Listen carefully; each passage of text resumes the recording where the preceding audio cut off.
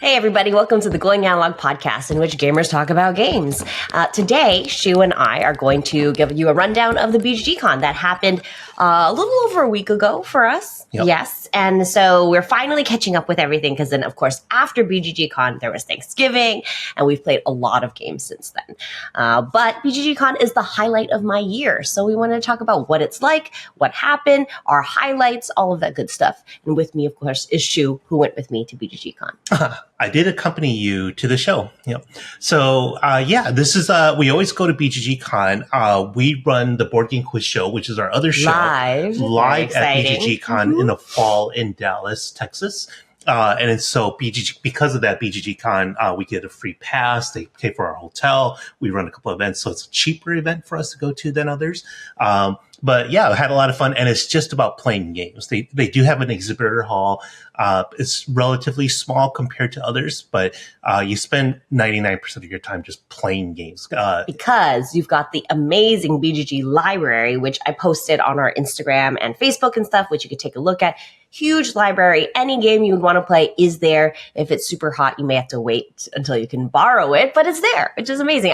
We picked up some old games we haven't gotten to play. It was so awesome. Yeah, BGG, in case you're not aware, is BoardGameGeek. So that's what that stands for. Oh, yeah. If you watch us on YouTube, I've got my BGG Geek hoodie on right now. So it's the biggest database for all things board games. So they run this show. They run a cruise one. They run a spring one, I believe. But the fall one's the main one that we go to. Yes. And it is the one right after Essen. So a lot of the games that were hot at Essen end up at BGG.CON. We're able to play it. It comes straight from Germany.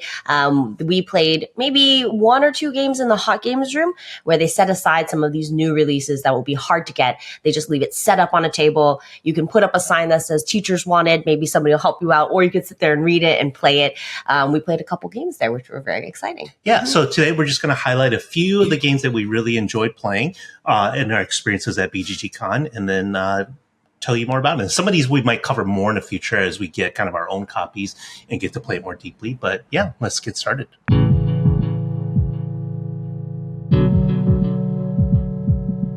So show up. And we show up early on Tuesday. So the actual con goes from like Wednesday through Sunday.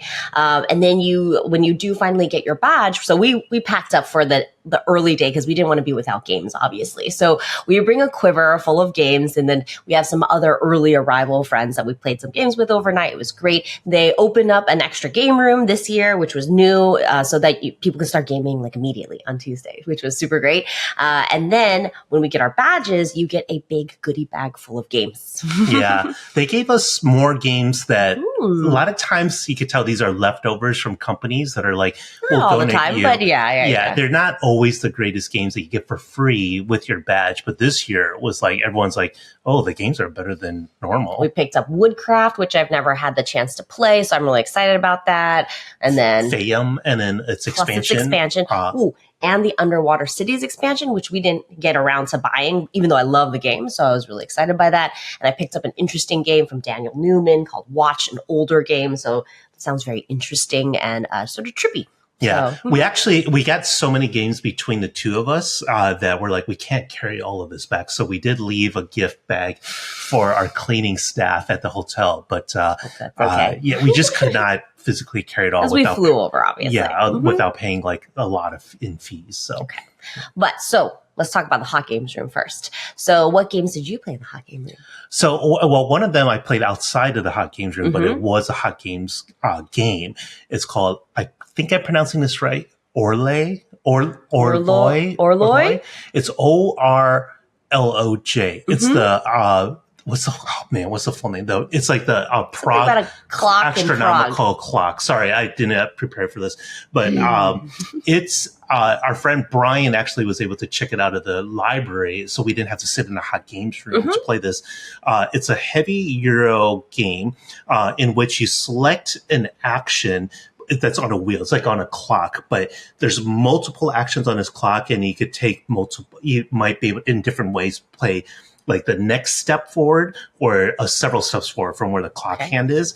But then there's another wheel on the outside with another set of actions, and you can turn that separately.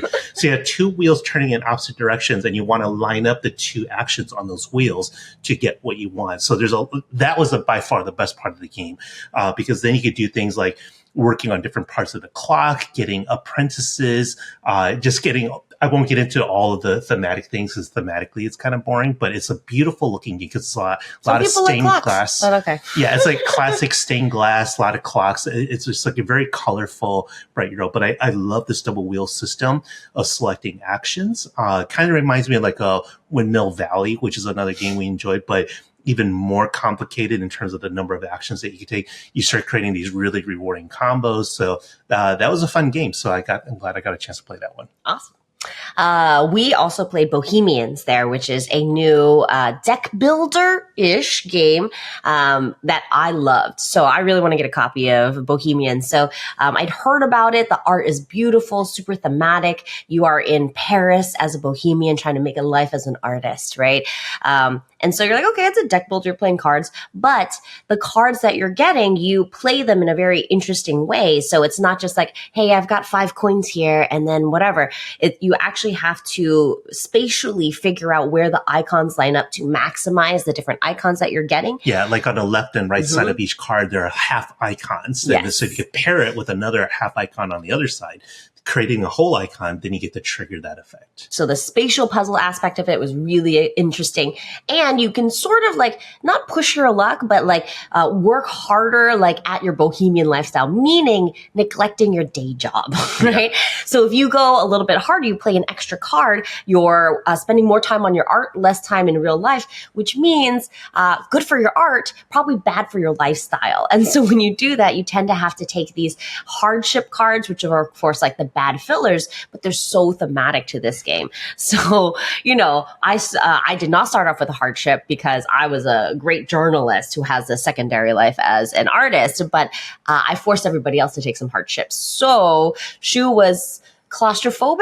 I had some STDs. Did that happen in the beginning? Our friend, I think Julie gave us all the STDs. Julie also had a lot of STDs. She gave us all syphilis, basically.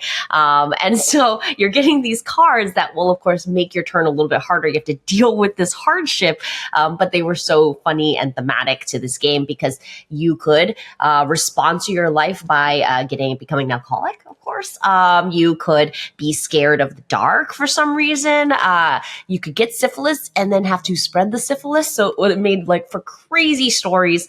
I love the gameplay also. The art was beautiful. I really am excited to add this to our collection. Yeah, I did terribly at this game. I didn't score a single achievement. Not bohemian enough. Yeah, the interesting way in which you win this game is that it's the number of achievements that you get. The first person to get 5 achievements wins the game. That's it. It's a race to get these achievements. And you get these achievements by having enough of a certain resource to be able to pay for it.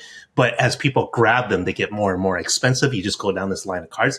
But yeah, no victory points to speak of. You're just like first one to get their 5th achievement. Achievements are like art achievements, of course. Yeah. So yes. I like that game a lot too. Thematically, it was a lot of fun because we're like, oh, today you're not working. You're going to be begging for food in the streets. So it's just homelessness was a pretty common hardship. Yeah, so it's very, Albert suffered through. Yeah, but very bohemian, kind of starving artist lifestyle game. So. Yeah. On top of that, of course, you talked about a clock. So one of the games that really stuck with me that I played for the first time at BGG.CON was Take Time. And this is a newer game that reminds us of the mind, but around a circular clock. Okay. And has some more, strategy and thinking and opportunities to yell at each other than the mind. Yeah, because you're placing cards face down, usually face down. There's a few hints that you get where you can place card face up. Valued 1 through 12, but there's 2 different suits. But we have to place them so there's 6 different spots around this clock. More than that, I think. 8? 6 or 8. Anyways, more. You have to, each stack has to be ascending in total value. So for the first, where to the right of the clock hand, all the way 360 degrees, like every stack or every card in each position has to be ascending order. So that's the part that's sort of like the mind. But then as you progress in the game, different rules come about. Like this spot needs 3 exact cards and that's it. Or this spot needs a white card.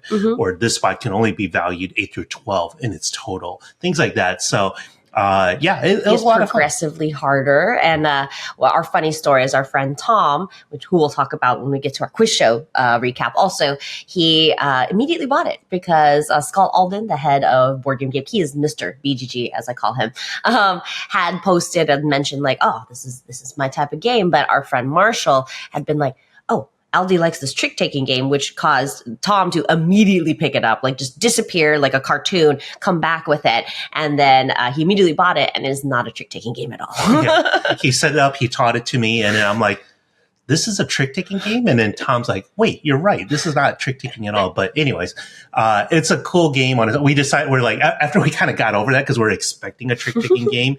It was a lot of fun, cooperative. Super pretty. Yeah. So fun game. A highlight of the game for you, Shu? This is probably my favorite game. I don't know if you can see it on the camera very well. It's called this game. This is not a game about a pipe. And it's based on a surrealist piece of art called, it's a French piece called This Is Not a Pipe. And it's a painting of a pipe. So it's, Magritte. It's art. It causes discussions and stuff. You'll recognize it. But Eric Martin from BoardGameGeek showed us this game. He loves trick-taking games. Last year, he showed us Fishing. Fantastic which is like almost like deck building combined with trick-taking. This year, he showed us this game. And I told him, I'm like, you're now 2 for 2 in showing these awesome trick-taking games that I'm like, now every BoardGameGeek.CON, every BGG.CON, you're going to have to show us a new one. That's the expectation. He's the one who told me a 4 Shuffle a couple years back, too. So yeah, Gen-Con, he's got good taste. Yeah, he knows us really well. He showed us these games. So in this game, there are 4 different suits. There are pipes. There is the winning card. There is the trick card. This is not a trick. Okay, yeah. This is a tricks card, a winning card, a pipe card, and I forgot the 4th one. It's in here. Anyways, it's very meta because at the bottom of the card. So you have to complete a sentence with the bottom of these cards. So every time you play a trick, you have to play actually 2 cards. You get a lot of cards. You play one face up and another one beneath it that completes the sentence. So for example, this is blank pipe for pipe cards. Pipes are not pipes in this game based on this piece of art. So you have to take out another card and there's a not or is. It's like, this is not a pipe. It's complete. It's really weird. It's hard to explain, and you should look up some videos online about what this game is. But you're completing the sentence, and pipe cards are only eligible if you can make it not a pipe, right? So it's like, this is, and then you slide another card underneath, not a pipe. Tricks, for example, this gets really weird. If you're leading this trick, it's not a trick yet because all cards are not complete. So if we're playing a 4-player game, the first 3 players have to play, this is not a trick. But the 4th player has to play, this is a trick. So now there's all these things like the winning one. You're like, if you're winning at the moment, you have to make it a winning hand. If you're not winning at the moment, you have to make it not winning. But all of this, it's like, it leads you to be like, okay, how am I going to manage this hand that I have? Because half of these cards are going to be not only used for their is or is not word and not the suit and not anything else. But then what you combine the 2 cards, they add up to a value, which is the value of the card you're playing. It's crazy. It's not easy to explain, but it's super meta. So if you're into trick-taking games, this is not a beginner trick-taking game. No, absolutely not. This is for experienced trick-taking Then this players. is like a trippy, crazy, interesting game. Sort of like when we did Cat in the Box the first time. We're like, whoa, this is like a weird trick-taking game where you get to set the color. And this one, it's like a meta game about trick-taking and also surrealist because it's not a pipe, of course. It's not a game about a pipe. So yeah. And it's like, once you get it, it's like, oh man, there's a lot to understand. Different layers to it. And then as I play, like, oh, there's this level of strategy. There's this level of strategy. How do I feed these cards to another player because they're worth negative points? Potentially. And all of this kind of stuff. I was like, And I just kept unlocking new strategies as I played, but it's not too complicated either. And it's just a fun theme, very, very different. I love this game. So it's an indie game. It's not from a big publisher. The designer's McAnally.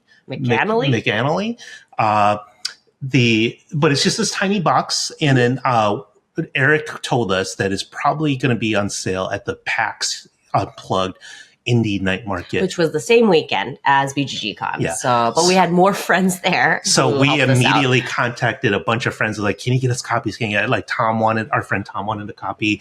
We're like, well, even if we end up with extra copies, we're like, I'm sure we'll show this to friends who will want to buy it. And like, instead of them having to figure out how to get this indie game that's not available widely, we'll have some that we could just sell them at cost. So, very cool game. This is not a game about a pipe.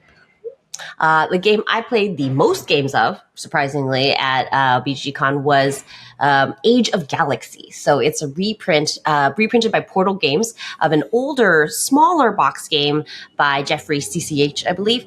And so Shu actually had really wanted to play it and checked it out from the library and then got himself stuck into another game. So I ended up reading it. I was like, oh yeah, I'll learn it. And it's like a really short game, maybe 45 minutes to an hour, even with 4 players. And then I ended up playing it without him. Then we immediately wanted to replay it because the trick of this game is it is sort of 4X, a very abstractified 4X card playing action selection game. But the really exciting thing is you essentially start with 7 faction cards that play very, very differently. They have different bonuses, different abilities, different debut bonuses as you're playing them. You're only ever going to make an alliance of 3 of these cards.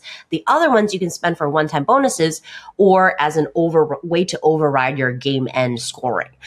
So it's a very limited hand, and the fun is in strategizing and saying, ooh, how do I synergize this the best so that I'm going to become the best alliance of alien factions, colonizing these planets, getting relics for prizes. There's all these different ways to potentially win, and you're trying to figure out the best combination of the cards you're given to figure that out. So the first time we played, it was rough because we weren't sure like how these cards were going to interact. But middle of the game, it starts clicking. You're like, oh, I should have played this card later. I should have saved that one, etc. So then we immediately wanted to play it again. So I played it twice in one night, and then later Shu had more time. We checked it out again, and I finally taught it to you, and you played it too. Yeah, and that first game was rough for me because I was building this engine that I thought would work out well. And I'm like, this is not working out well at all. And then so I did terribly. And then you and Brian both have played it twice at that point. That was 3 your times. Third play. That was your third play. So I'm like, okay, it's okay that these experienced players who's now on their third play are just kicking my ass. But our friend Albert was also in the game, his first time, and he won. So I didn't have that excuse of being a newbie at it. So it didn't go terribly for me. But yeah, I think I was a little bit more lukewarm on the game, but I didn't get to play as many times as you did to try different combinations. But I did like you have to make a big decision at the start of like fairly start. 9 cards. You're going to I think you got to get rid of a couple of them and then start figuring out which ones are the permanent faction alliances you're going to play, which changes the complete, like that dictates how you're going to play the rest of the game. So it's more the puzzle of the cards, which I didn't expect in the beginning, which I really liked. So interesting. A lot of game in a fairly small box. I guess the original edition was even smaller, and then Portal has redone it. And so I see a lot of really interesting combos. For me, the third play, I didn't win at. I didn't win a single one, but it was really interesting because I had a plan, but the way that I could see other people playing their faction was like, oh, I don't think this is going to be a valid strategy if I have too much competition. So I had to pivot, and in some ways it was good, but like obviously didn't win. But the pivoting and the tactical choices were very interesting. So I would keep that in mind in the future too, as I'm like deciding which cards to keep and stuff. Yeah. My last game that I want to talk about is Australis from, I think I'm pronouncing that right. It looks like Australia, but Australis from Cosmo Games. That one it's about the turtle and the big current that's running by through the ocean. If you've seen Finding Nemo, you know what I'm talking about. But we're all turtles racing along this kind of path, but you're drafting dice, and then there's 5 different types of dice. in the first beginning of the round, you roll all of them, you place them to their spots on the board, and then you take turns drafting them. So some dice will move your turtle forward, some will give you more fish, and then some will let you put little pieces of reef onto different spots of the board. So that part's a little area control. There's a race element, there's an area control element, there's a collection element. But one of the best parts about this game that everyone loved was when you draft these, there's another die that gives you cards specifically. So it doesn't give you any of the things I just mentioned, but it gives you cards. And then these cards will now build your engine of like, now this card will say the next time I do a move turtle forward action, I also get another bonus. And you can stack these cards so you can make existing actions more powerful by building this engine. And that was really cool. As per usual, if it's an engine building game, I won't score points. I do terribly because I love building an engine more than I like scoring points or trying to win the game. And I'm building the engine right up to the end when everyone's finished and scoring points. And I'm still like, oh, look at this cool thing I could do. And it's not producing any points.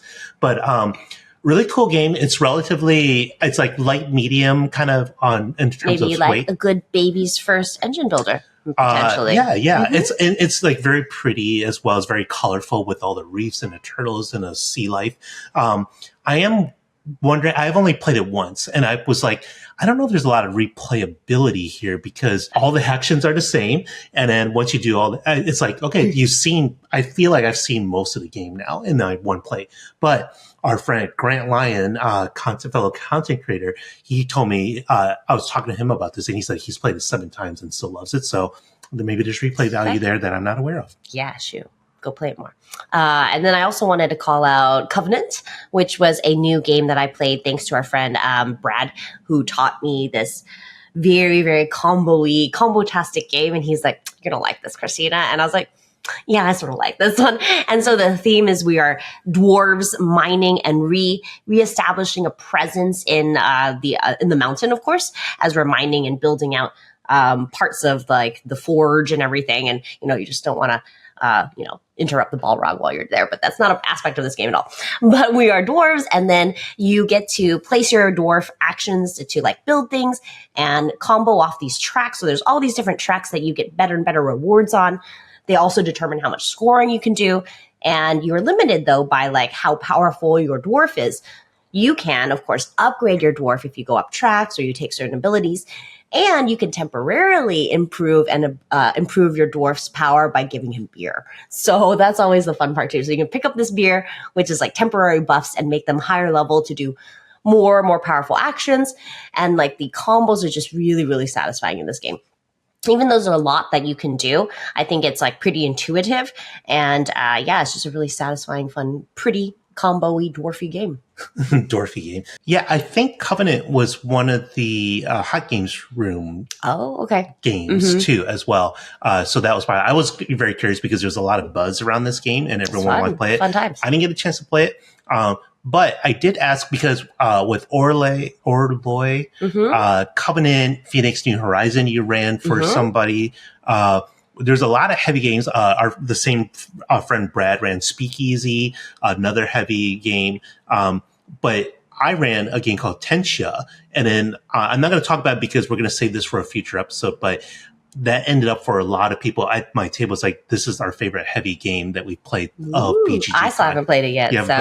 So we're going to do, we're planning a heavy games episode. I know some of you are excited for that. Yeah. So we'll talk more about Tensia from Board and Dice a little bit more later.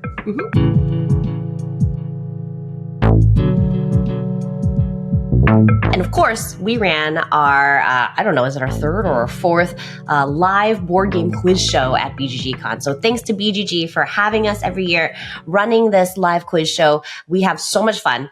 We always get a little bit anxious when it comes time closer and closer to BGG.CON. We're like, oh no, we have to make another quiz show. And then we keep putting it off. But it happens. We have a great time, and we had 2 showings. So every year we have an earlier showing at, I think it was 7. And then a later show at 8. And we had 25 teams in our early showing. So that was really exciting to see. So a really full house.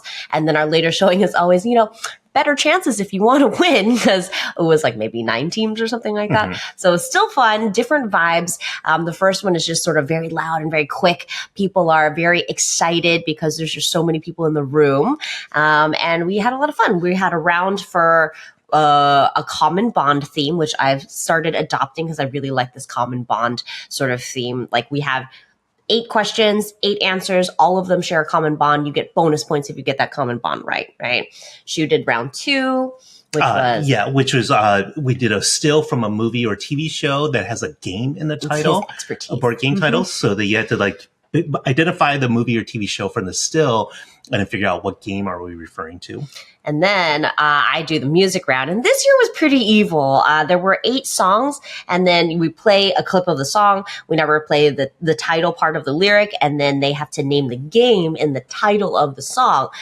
I really work hard every year to get a good variety, and maybe it was too much variety this year, but I think the highest score in this round was probably like 6 out of 8. So good job, teams, but it was a tough round. We had some miscellaneous questions, but what we're going to do this year, like if you're a longtime listener, you know this is the period where Christina harasses me to put these questions up on social media, so everyone else who didn't go to BGG.CON see how long that takes this time. Yeah, but Christina had a better idea, which is like a no-brainer.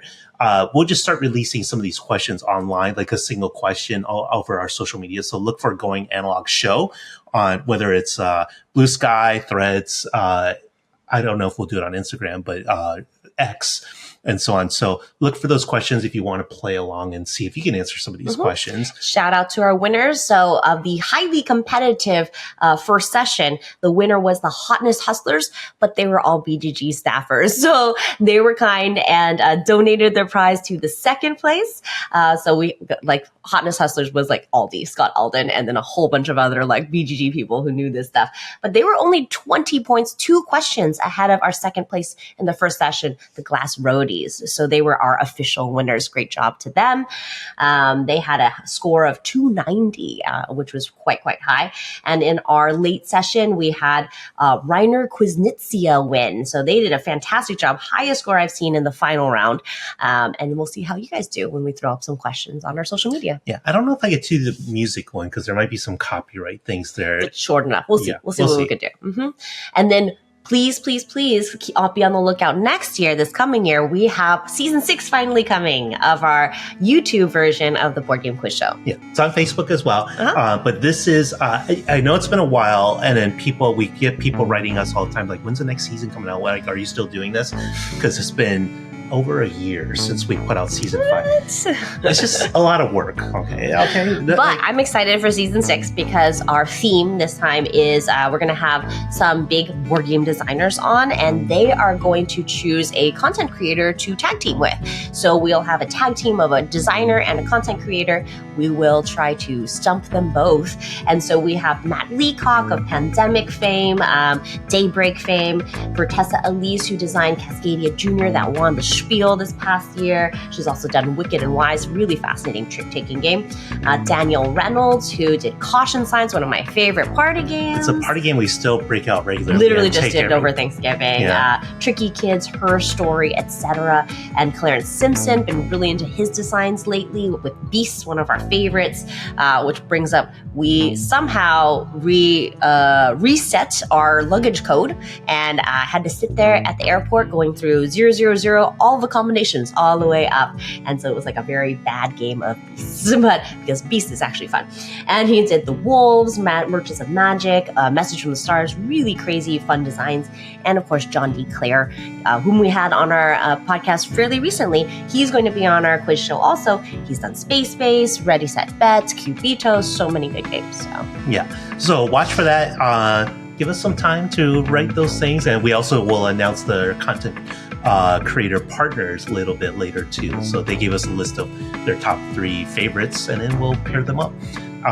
So look for that. And then also, I know this has been 2 episodes of this podcast where it's just you and me. It's just with the holidays, with BGG.CON, it's just been hard for us to schedule a guest. And we have so much to talk about just between us. But We'll be back to having a guest because our normal format is always Since you're getting tired of just us. Yes. Yeah, we'll always have an industry guest with a one topic that the guest will bring to talk about. So I think we'll be doing next episode with Grant Lyon, 2-player games that we've enjoyed. So yes, and I just sat on the side the whole time. That's fine.